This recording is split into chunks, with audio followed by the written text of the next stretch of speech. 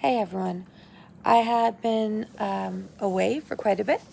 I have been trying to keep my personal life personal and not on a medium where people could say, oh, this happened to my mom, this happened to my sister, or oh, pity for you, or any of that stuff. But I kind of changed my mind after talking to my sister last night, as well as thinking about God forbid something did happen, I would love for my children to have this information, knowing that I'm thinking about them and loving them every day. So I have been diagnosed with stage 4A ovarian cancer. And I was diagnosed back in the beginning of December. It's now getting close to February. I have gone through 2 rounds of chemo. My next round of chemo, my third round, is in 5 days. And after that third round, we'll be getting ready for a very large debulking surgery. I unfortunately had two slight setbacks, really. My second stage of chemo, I had a very bad reaction to Taxol, which is one of the 2 main drugs they give you. They give you carboplatin and they give you the Taxol. So I was able to take the carbo, I just didn't get to take the Taxol that day. So that was my first setback. And then my second setback happened 11 days ago because I've been in this hospital for 11 days. So I have no makeup. My eyes are black. I haven't slept. I have no hair. I'm not wearing any of my wigs. This is me, stripped down, bare, for everybody to see. Back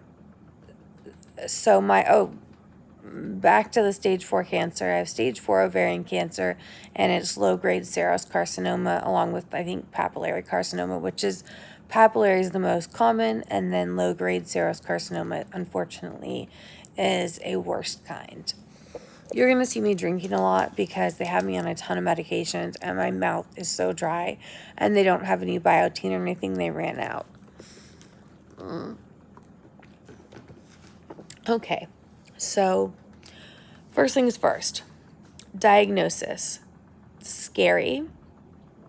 Lots of questions running through your head. If you're going to go to your first appointment, write everything down.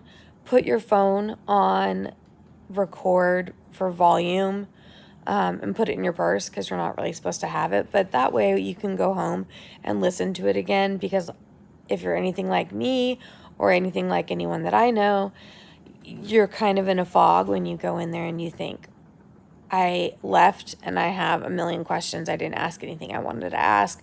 I don't know anything that I wanted to know. That's how I felt.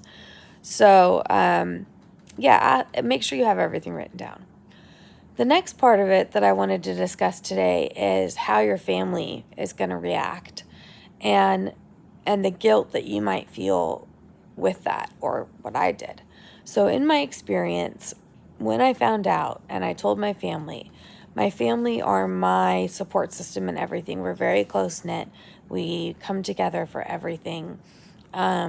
If one person needs something, everybody jumps on the bandwagon. So when I got sick, there was plenty of love. People were planning trips out here to help me with the boys and just everything. But one thing that I also had to deal with, and that I talked to my sister about last night, who's amazing, my sister's amazing, was please stop giving me negative statistics. If you want to talk to me about my illness, be a cheerleader and an advocate. I don't need to hear, oh, well, people that have had a blockage tend to do worse. So 11 days ago, the Care Flight team brought me to UT Southwestern, the large research facility hospital where my doctors are that I have all my stuff at, because I had a major GI bleed. And that has left me with a colostomy bag, hopefully temporarily, but it's here for now, which is a whole different thing that I'm going to talk about on another video. But So she was giving me statistics of, oh, well, if you've had a colostomy bag, you're more likely not to do well. And, Dad was wanting to set up a will when he got here in a couple weeks to make sure that if, the bad things happen, then my children are taken care of and we know where they're going and da-da-da-da. I am okay with setting up the will, and I am okay for planning for the future, and I'm okay for planning for things that could happen, because you never know what could happen. I could walk off the sidewalk and get hit by a car. So I have so many other diseases and disorders that I've gone through that question in my head a million times. So I was fine with that. But what I wasn't fine with was the fact that my family kind of does it from a place of fear. I feel guilty that they're awake and they're having this anxiety to where they're looking everything up and they're finding all the statistics and they're worrying about everything, when all they need to do for me is just be an advocate of cheer. I'm strong. They should know I'm strong. I'm going to get through this. They should know I'm going to get through this, and I'm going to kick its butt. And that's all they need to know. And it's something you have to talk to them about, because they're scared and they're worried, and they have every right to be. This is their loved one. And so you just have to kind of talk to them and say, this is not really helping me right now, and I would really like it if we could do this. And your family will understand. And don't hold it back, because that's what my family ended up saying was, never hold back how you're feeling about it. Just tell the truth, because then they will adjust their position. Even if they might know statistics, then they'll know, okay, she doesn't want to hear that. That's not helpful right now, and will be helpful. And that's what's really important. So I hope what we could establish from this video is, A, I have cancer that I'm fighting really hard. B, I have a GI bleed that turned into a colostomy bag. C, family members have trouble processing often and want to help in every way they know how, but sometimes that way is not helpful for you, and you need to clear a pathway to health by explaining to them what you need, and they will. And really, those are the main points that I wanted to touch on. Now, if you do want to go over some statistics, that's fine. With the type of cancer that I have, 80% of people will go into remission. So that sounds great, right? But of those 80 people, 70% of those people will fall out of remission and unfortunately will not respond well to chemo and will have to go into trials or other drugs, and there's a possibility that they might not survive maybe 24 months. So that's the part that's scaring the family. Plus, with the GI bleed, it changes some other things as well. But that's not here nor there, because that's not me. I'm not one of those people. I'm going to be in the 80, but I'm not going to be in the 70. So we're not going to worry about that.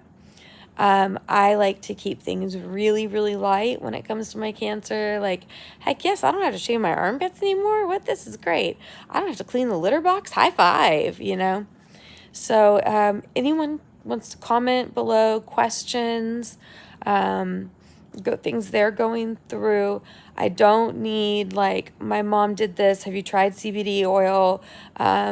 Just a group of people come together of like-minded peers, or people that might have a family member that's going through this, and they want to ask a question about, is this painful, or how do we support our family member? That's what I want this to be here for, as well as for my children. If they want to go ahead and see these videos at some point in time where they know that I'm feeling fine, and every day I'm thinking about how much I love them, and that's what gets me through every single day. And to my family, who expresses and does things in the way that they know how to show me the most love that they can, and that I know that, I want these videos to be up.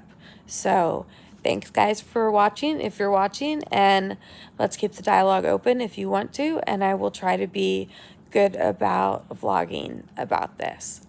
And yeah, I think I'll just wait till Tuesday, which is when I do round 3, and I'll try to get back on here. All right, have a good afternoon.